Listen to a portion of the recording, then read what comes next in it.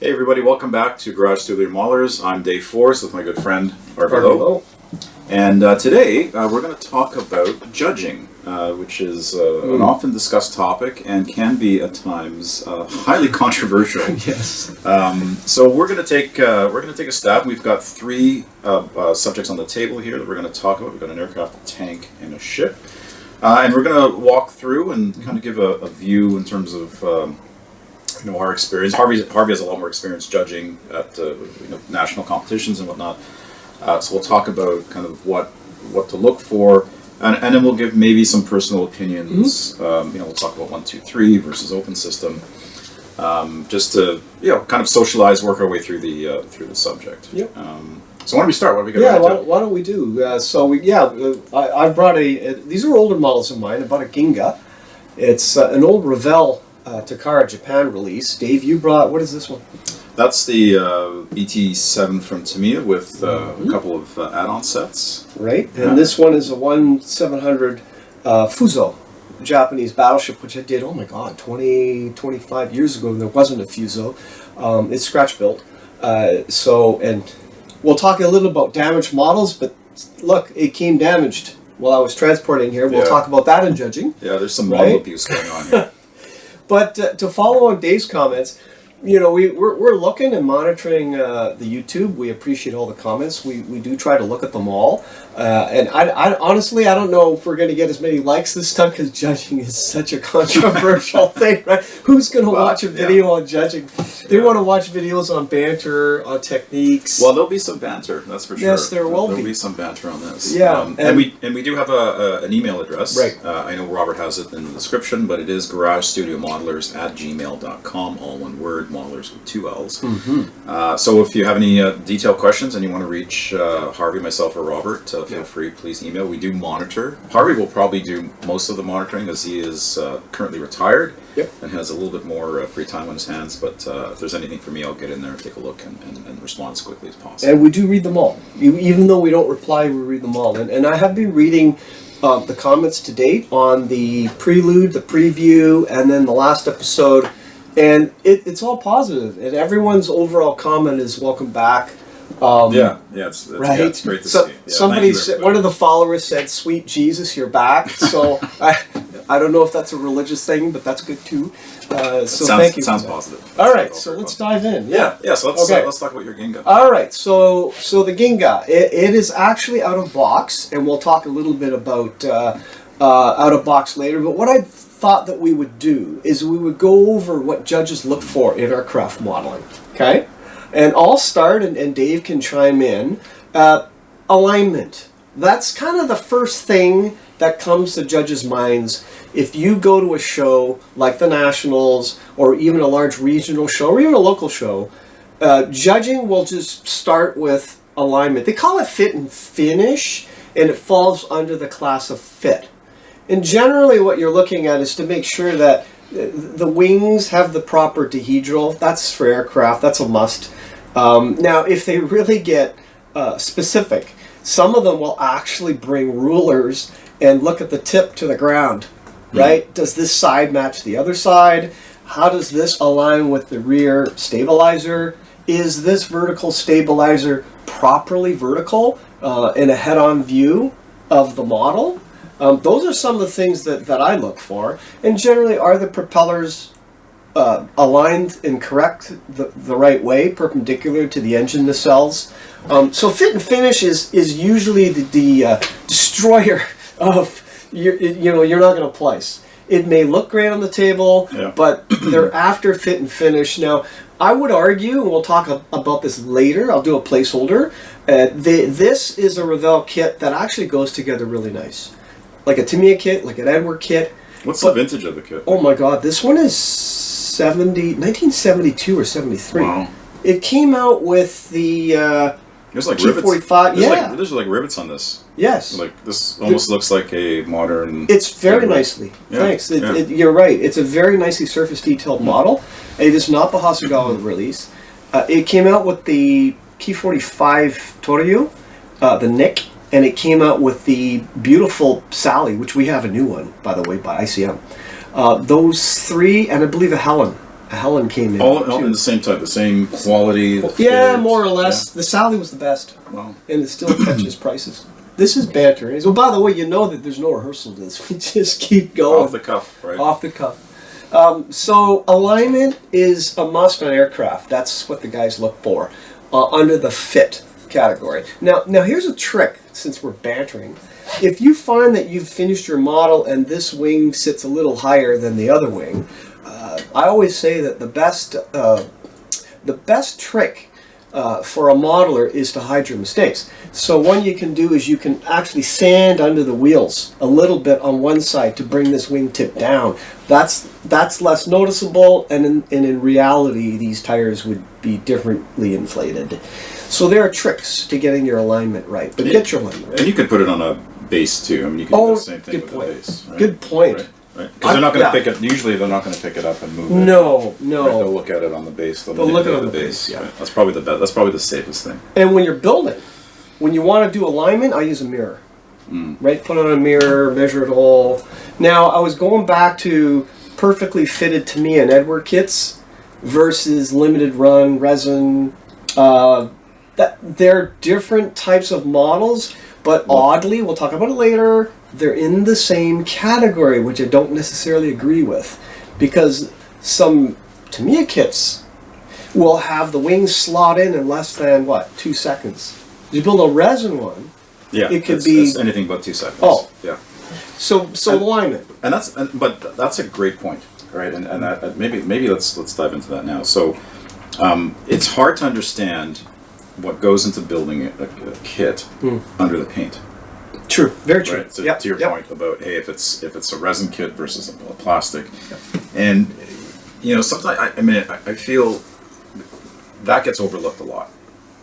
It does. It Right? does. That gets overlooked a lot in favor of the perfect fitting, brand new Tamiya kit. Yep. Tamiya, let's call it Tamiya. And if you do and I know you've done some resin, not scratch builds, but resin kits, like really clunky resin kits. Oh, yeah. You turn them into works of art, but that often gets glossed over and I think that's where experience comes in, and I think that's a common theme in judging. Is ideally, if I'm hosting a show, I want to make judging is kind of the quickest barometer to either making the reputation right. or tanking the reputation of the show. Yeah, right. For sure. So I think having experienced judges that will take that into account, and I don't know how you teach that, and we'll talk about we'll talk about what IPMS does versus what AMPS does. Yep.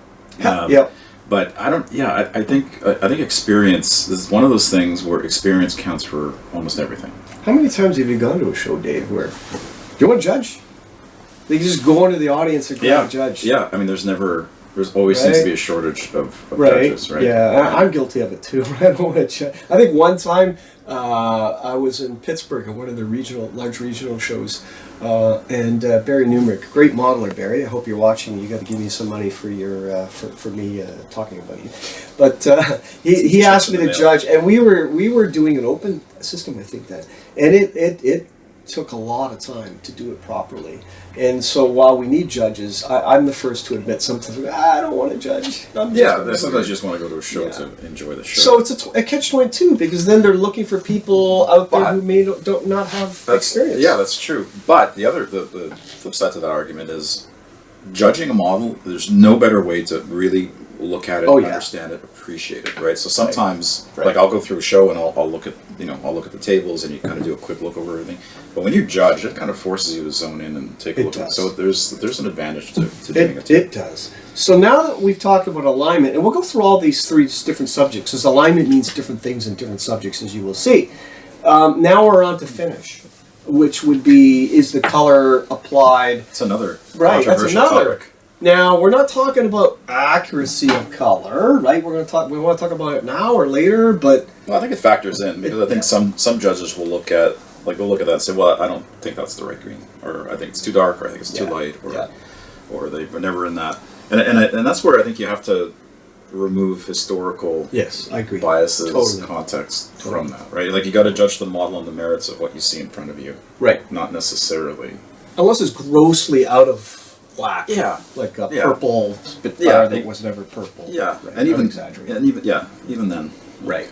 Yeah, I remember having a conversation, this is years ago, with, I won't say the person's name, but we had an argument that he said, well, you have to have historical accuracy in judging. And I said, no, less so. And it was a banter that was going on for 2 hours. And he was saying that, well, it's about historical accuracy, isn't it? I said, yeah, but I may know a lot about Japanese aircraft, but do you? And then if you have judges that don't know, how do they know that the tailcode number is incorrect? And he was going, you got to make sure the tailcode number is incorrect. I said, well, within reason. I don't think it should be, this one's out because that was never a 2.5, it was a 2.6 code. Because who's going to know? Right? Yeah, or the markings of the zeros at Pearl Harbor, or or Midway, or whatever. It's too glossy. This one had a white surround. I think those things are less so, and things with color and finish would be more like, is the consistent color applied all throughout the aircraft? Does one side look more rough than the other? Is there orange peel on the surface? Those types of, are the canopy frames poorly done? Yeah. Where you've got or is there silvering on the decals? Yes, right? good point. Decals, decals. Good point. Right. Right. And those are the general things for aircraft. Did you think of anything else? Alignment. We could talk about weathering. That's another controversial subject, right? Yes, right. Some and I come from the armor world, so I love weathering aircraft. And again, it comes back to do you factor in historical context, right? So if you have a Guadalcanal Wildcat or Corsair, early model Corsair that's just beaten to, do you factor that in versus a clean build? You like dirty things. I mean, dirty aircraft. Yes. Right. Yes, I do. So that's the thing, right? So it's really, but I think it's experience that'll kind of determine what the guardrails are on those things. Do you think that then some judges have a preference for clean aircraft, or are you saying that, right? For sure, yeah. So what if I'm interpreting you saying that you're saying that if it's a Wildcat or Guadalcanal, weather it. If you have a Zero and Buna, weather it. Yeah, I think you have more leeway, right, to weather versus maybe a civilian aircraft. So. You know what I mean? Well, let me throw this at you. So let's say that that's at a show. Now, these were fairly clean. But let's just say that for a moment, just hypothesizing that this aircraft was incredibly clean. There was not one speck of... And I add weathering to it when it wasn't supposed to be there. Or the opposite where, a Guadalcanal Dauntless, it has to be weathered. To what degree do you think that fits into judging? Like, wait a minute, that model has to be dirty because they were all dirty. Or do you think that that's more, let's leave that for later when it's a final decision between the two? I think you leave. I think you kind of factor it. I don't think you disqualify it. I think that's a mistake. Okay. Because at the end of the day, I mean, this is an artistic interpretation of, you try and get it, maybe some people try and get it more to historical accuracy than others, but at the end of the day, it's a representation of something. So, all right. So I think those are things you just gotta, I think that's just experience that kind of experience and common judges. sense. Yeah. Experience and common sense, and those things can be in short supply sometimes. All right, so let's go on to your beautiful BT. Yeah, so this is actually something I built back with Dave Brown at Hornet Hobbies when we were doing the videos there. And the reason why I brought this one out is because of the color. Your color's just wrong, man. Exactly. Right? People would, judges might look at this or what shows might look at this and say that's too bright, that's too garish, gaudy a green, and maybe it is. I don't know. Well, now maybe it is, maybe it isn't. But yeah. I was trying to accomplish. Yeah. I was going for this look. I wanted that kind of pea green type of early model Soviet, and I think you see examples of that. It's hard to tell from pictures because even the color ones are off, and quite often you see them in the field. They're quite weathered. Yeah. But this was the look I was going for. Now, I could see how a judge would look at this and say, that's too garish. Right? It's too... But did you not wait? Oh, by the way, Robert, our producer, mentioned that these did have different colors and they aged yes. by UV and all that. Yes, but did this win... Was it Best Armor at some show? I can't... Yeah, so... Yeah, and then it won... Yeah, so one show, right, it wins Best Armor, and another show it doesn't even place. Doesn't place. Right, so any given Sunday. Any given Sunday, I like that term. Right. Any given Sunday, guys. Any given Sunday, right? Who knows what's going to show up, who knows the judges, what they're going to look for, what's going to speak to them, what's going to resonate. So if you do well, just because you do well at one show, by no means guarantees you're going to do well at another show, Right. right? It really kind of depends on, Right. to some degree. Yes, right. And yes. Sometimes there are consistent winners, but So you're saying that if you're judging this, the color of it would be less of a priority. yeah. Me, I wouldn't look at the Right. unless it's unless Unless it's it's so way off. stark, like Right. And some people may look at it and say, "Well, it's way off. They should be darker. It should be duller. It should be." Yeah, but how do we know? Yeah. For old World War II Soviet tanks, Yeah. it could be anything. I don't think they were in the factories going, it must be this FS color. No, and, You know. and there's all kinds of, documentation reference you can find about, the variability of olive drab, the Right, variability of right. 4BO, Right, right. and then the impact of weather, and even Panzer Gray, right? Right. Well, watch our episode. watch our 50 Shades of Panzer Gray. She's a Panzer Gray, yes. Okay, so what do we look for in armor, Dave, for judging? So I'm a lot about the finish. I'm a finish guy. you are. I You're a like- master of modulation. Well, thank you, but that's what I look for. To me, it's really what jumps out in terms of the finish, how it's presented, the weathering, the consistency of the weathering. Does the weathering follow Right, up? Right. Where right. If you have a completely clean top of the tank versus a very muddy bottom, the consistency is not yes, right there. yes. And I think the other thing I like to do is always put like some type of feature that will draw the judges. Now, maybe on this it's the exhausts. Maybe it's the grill, the engine grill back here that I used the Aber set and dented it and put some holes in it to show it went through some action. Tell a story. To to kind of tell a story. exactly. And Rinaldi talks about that, right? Right, Like your right. model should kind of tell Yeah, a story. Mini stories all in one model. And it's easier to do with figures, which so Yeah, we'll yeah. get into figures because that's another whole other topic. But just like what it's been through, what it's seen. I use the Hussar turret with the guns and the different and whatnot. Frilled tracks, so there's some added detail to it. Yeah. It's not a complete. It's not it's far from out of the box. But I think for this, the key thing that's going to draw somebody to it is the finish, Right, right. and the modulation of it. And are they going to look at that and say, "Gee, that's not what I think for I always say the success of a model is how long you keep the eyes viewer on your model. If you Yes. find people are crowding over it and they're there for 5-10 minutes and another one's 1 minute, I think you have a formula. And oh, by the way, I forgot to mention, now that you had all these aftermarket, that Ginga has no aftermarket. It's out of box, and that would go in an out of box category as long as you have the instructions. And that, if it's in an out of box, I forgot to mention this, Dave. Everything is about fit and finish when you're talking about out of box category. Here, it's going to be a bit more than that. But yeah, I agree. You got to tell a story with your cars. Yeah, and like their fit and finish for armor vehicles is a little bit less daunting than maybe fit and finish for aircraft, right? Because like you talked about the dihedral, the position of landing gear, the rudder and tailplanes. So for this, it's important. You got to get your wheels straight, right? You got to get your running gear straight. Straight, like against the pen, it's not going to be wheels are wobbly. No, yeah, or just look at it, rotate it, Yeah. and kind of look down. Are they? Right. Did they kind of stick up? That's one of the first things in terms Yeah, of like they do. if you're judging. Yeah. It's one of the first things I'll look for is how do the wheels look? Yep. Are they straight? Because when you're unfortunately, and we'll talk about 1, 2, 3 versus open. But if you're judging 1, 2, 3, unfortunately, it's almost if there's a lot of models in the category and there's a lot of work that's competing for 1, 2, 3. You've got to get a little bit ruthless. You have to. It becomes a process of elimination. Right, outside of splitting the category, you're right. Yeah. Out a model goes, if that wheel's out, and if Yeah. competition is your thing, and we're not saying that everybody's into it, you're right. Unfortunately, that's out no matter how well it's done. Yeah. Right, wouldn't that be? Yeah. Like it's the alignment of a wheel that's right off the bat. It's Like if I have two models that the finish looks really good on both of them, there's a decent amount of aftermarket or added work that's done to it. The painting is consistent, the weathering is consistent, but one has their running gear straight and the other one has one kinked. Yep. Well, guess what? The one that has their wheels straight is going to win. Right. So alignment of the wheels this way, they've got to be straight. Yeah. Now, what about like the wheels? Like my terminology, vertical. In other words, unless you're in a rough ground, Yeah. The model's got to sit. it's flat. got to sit flat, right? Right. Otherwise, Same. you have, what do they call it? Floating wheels. Well, yeah, Right? your wheels should be making contact with your tracks. Right. That's another good point.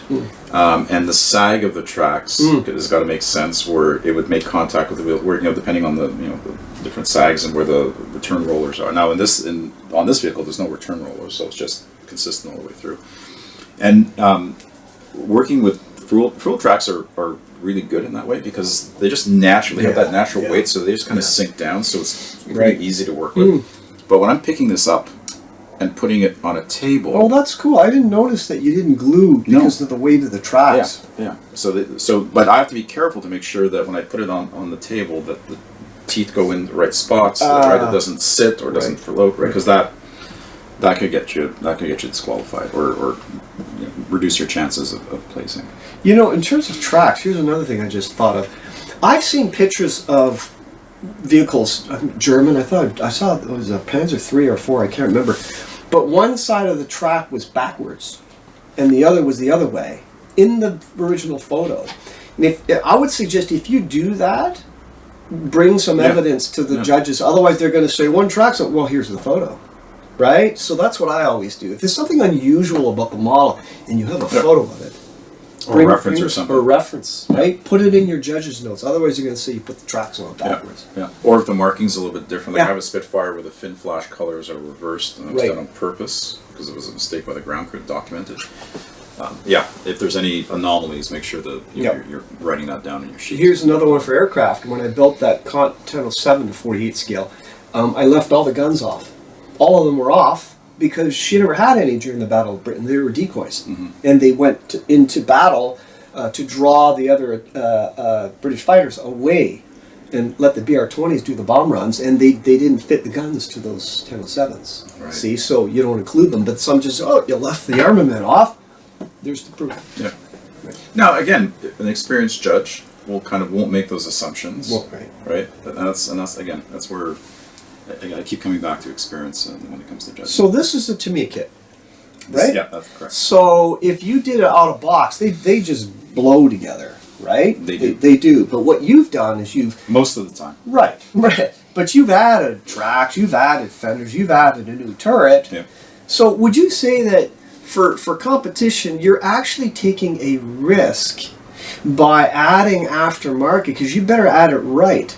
Yes. As opposed to building a Tamiya kit more or less out of box. So to me, it's a give and take. Do you add realism? But then if you're into competitions, you're risking, that photo etch fender's it's harder to get on.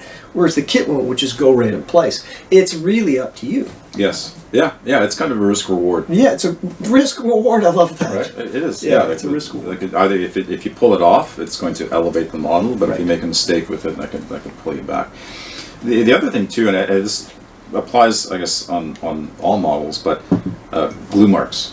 Right. So one of the reasons why I like to get as much of the stuff glued onto the model in advance, so as I prime everything, is so that I don't run the risk of glue marks. So if I'm adding something to it afterwards, or if you're gluing something on after the fact, be wary of the glue marks. Right. Just make sure that those are cleaned up, that they don't, and sometimes it can happen, get some mat through, and hey, it's a tank, so your weathering can be your friend in terms of helping to hide mistakes. Right. To a degree, right? You have a lot more flexibility there for sure. So those are kind of things I look at: the alignment of the wheels, the overall consistency of the weathering, The tracks, whether they're aligned. yeah, the tracks. If there's life in the finish, Right. Not just one color, Right. that kind of sucks all the life out of the room, Right. And then if you are adding aftermarket, like how does that integrate overall? Like is it done like what we're talking about, the risk reward? Is it done well? I like that Are there term, gaps? risk reward. Right. Yeah, for armor, definitely, you can have a rougher finish, right? Like you could have armor that's got little dents in it and little, like rolled steel. Yeah. But this stuff, it's smooth, and you've got to be careful. Yeah, like if you have a glue mark on the wing, like you gotta it fix shows. it. You gotta You have sand to it fix out, it. fix it. Here it's rough it up. mud. Yeah, just throw some mud on it. But then you're a master of mud. It's not just let's throw one layer on. No, you got to think about where the dark wet mud goes, where the dry mud goes. Yeah, but it's giving it that depth. Like to me, it's all about depth. Like, does the model have depth? Right. And that can be in the camouflage finish or the the paint finish. It can be in the weathering. It can be in the tools and maybe some of the stowage that's on it, right? It's Yeah, you've got a great telling of the story, the individual parts. But yeah, if I was to judge this, first things I go to are looking for alignment of wheels, alignment of tracks. Is one track out like this? Are they touching? Yeah. Even things like the exhaust, is one like way over here, unless it got bent, but you're looking for these weird Yeah. alignment things that are Yeah. not properly gaps in fuselage. Gaps where, hey, that stowage box Yeah. got a huge gap. there's a seam line where There's it a shouldn't seam exist, line that shouldn't exist. right? Or you see like mold lines too. The mold lines, Right, yes. trying to get those, scrape those off, and Yeah. to make sure, like you can see on the wheels too. Typically, there's a mold line on the edge of the wheel. Try and take that off because that wouldn't. Most cases, any amount of travel on the tank. Would, Yep. Because there are mold lines in real life on Yeah, it's rubber true. wheels, right? True. But any Yes, amount of that's travel would, so I just take it off, right? I never risk it. I always try and sand them off. The other thing is consistency. I've seen some beautiful tank models done, and then the machine gun's just painted this awful single color. So it just kind of detracts from the whole thing, and I think Consistency. it's consistency. It's consistent. Is it consistent? Right? Is somebody trying? That's why I never rush a model into a show the night before. No. Right? I've done that and disastrous results. Yeah, So I've yeah. learned my lesson. Again, if you're into competition, we're not saying that you have to enter No. your models in content, but if you do, just be forewarned. This is what you're. But if you are looking at it with through the critical eye of a judge, it will make you a better modeler. And judging makes you a better Yeah, modeler. yeah. It's Plus, made me yeah. a better modeler. Yeah. Right. So Plus, you see all the models on the table. Yeah. Because you're forced to. Yeah, you're forced to look at them. You're forced You to. learn a lot from it. So Oh, and as well, were these decals the 731? Yes. So again, like aircraft, you don't want any silvering. exactly. Yeah. Now you have a little bit more flexibility with armor kits because Yeah. you can like there's a lot there's actually a defect. I can't remember if it's on this side or that side, which I covered with a big streak. Oh, thanks for telling me. To be fair, Oh, right? great. Right. Full disclosure. Now that I know. Now that I know. She's retired now, so she ain't going to any shows.